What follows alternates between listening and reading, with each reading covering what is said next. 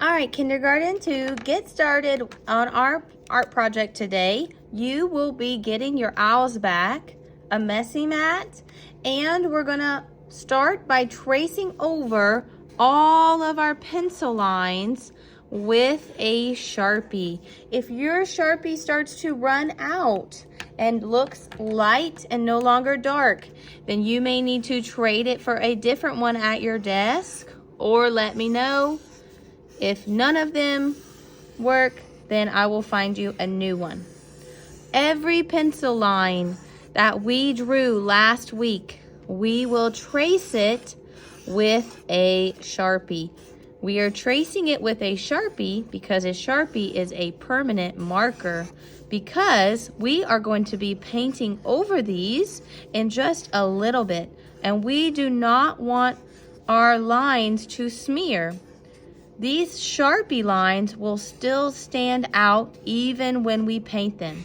So every line that you drew, the lines in the claws, the lines in the branches, the lines in the leaves, all of those lines that we drew last week, you're going to trace it with a Sharpie.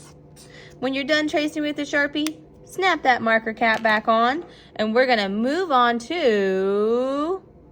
That's right, you guessed it, crayons. We're gonna use a yellow or an orange for the beak. Yellow or an orange for the beak. And you can also use a yellow or an orange for the eyes.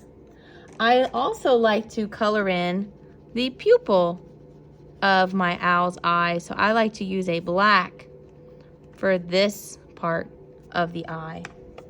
And then the rest of it, you can use whatever color. If you want to use an orange, yellow, any kind of warm color that you want to use. And then finally, for your branch down here, we're going to use a brown crayon, and we're going to add some brown all within the branch.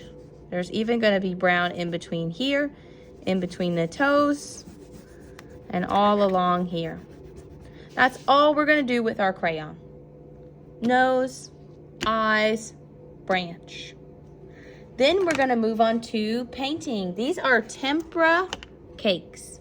And right now they have been sleeping. So we need to wake them up with water. That's right.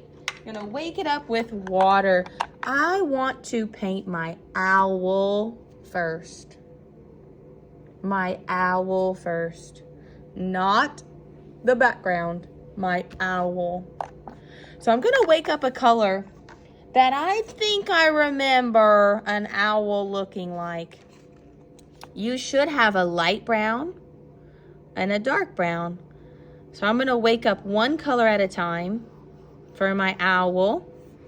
And you need water to wake up your color. So you're gonna have water on your brush and gently swirl it around. And you're gonna wake up and paint the top part of your owl. This is the head of my owl. If your brush sounds dry and scratchy, that means it needs more water on your brush and you need more paint. I also want the ears of my owl to be the same color as my head. Now, I want my wings and my body to be a different color, so I'm going to rinse my brush. Say rinse your brush. I'm going to wake up a dark brown because I've seen owls that are dark brown. Dark brown, light brown. I'm going to wake up my dark brown. Look at the difference in the light brown and the dark brown. Whatever color you pick for your wings, they both have to be that color. So I picked dark brown for one wing. That means the other wing should be dark brown. I think I also want my feet to be that same color. And I'm gonna rinse my brush. Now I think my belly feathers, I want to be another warm color, but I think I want to wake up orange.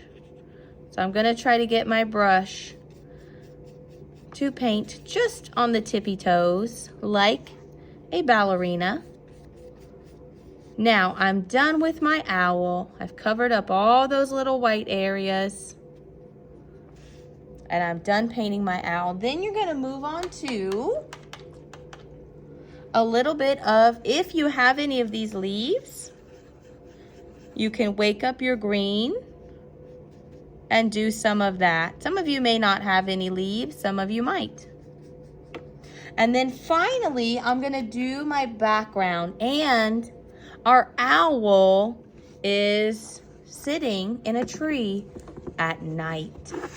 So you're gonna wake up your black. And when you wake up your black, you need a lot of water. Say a lot of water. Waking up your black, and then you're going to put it on your background with black. All on your background because it is night.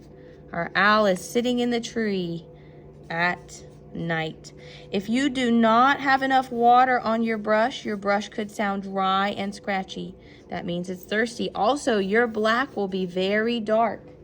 So you may need to add just water and push the black color around with just a little bit of water.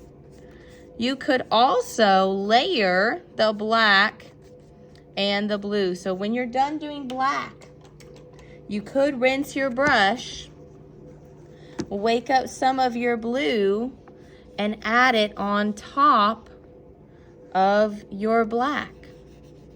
And that would create a bluish black night sky. So that could be an option for you, for your owl. When you're completely done painting in your owl and your background, the dark night sky, all the way to the edges count 2, covering up all the white areas, you're gonna take your owl and your messy mat, both, and you're gonna bring it to the drying rack. So you have to pick up both like this, carry it to the drying rack. Notice how I have everything colored in. I started with crayon. I colored in the eyes and the beak and the branch. And then I started adding in paint. I used colors for my owl that I might see in nature, like light brown or dark brown or a little bit of orange. Then our owl is sitting in a tree at night. So you can add a little bit of black and a little bit of blue to make your owl painting look dark, like it's nighttime.